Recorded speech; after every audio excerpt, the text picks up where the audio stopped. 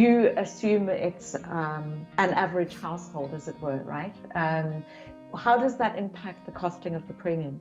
Does it make it more or less expensive? And what's the impact then on the value to the customer in the way that you're doing it? So often what we find within the work we're doing is that the cost of administering is often equal or more than the cost of the risk. And so it's better to include more people, and therefore, so if you had $1 to spend, it's better to spend more of that on risk by reducing the cost of administration, and therefore allocate more of it to risk. And so by default saying it's the same price, it's still the same $1, and I can either spend a good chunk of that on onboarding people and asking this information, or I can just accept that I'm going to be, for the same $1, covering a lot more members of the family. And I would argue that is better value for the customer, because by almost baking in the fact we're expecting a level of fraud, we're covering more people.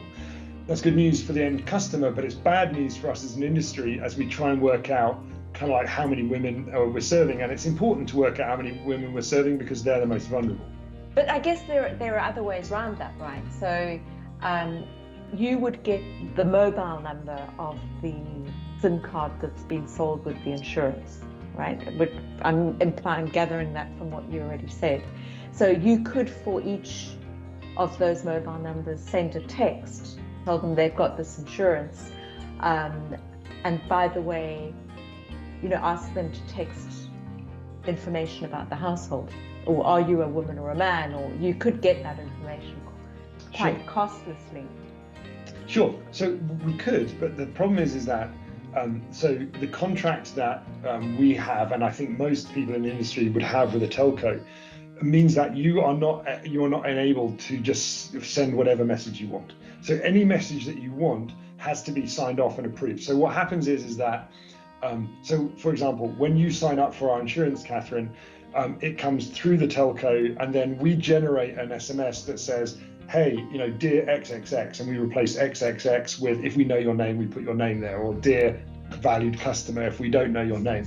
And then that is auto generated by our system, and it goes back through the telco and back to you. So if the telco doesn't agree with us sending out a message, like for example the one you've mentioned, we have no ability to send that message.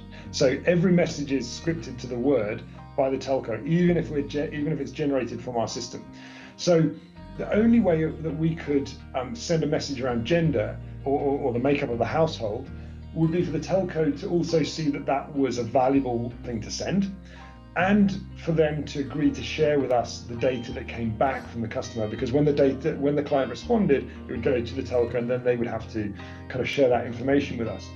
And a lot of the telcos are very nervous about sending messages, because one of the biggest reasons why they get fined and why they lose their licenses is because of effectively spam.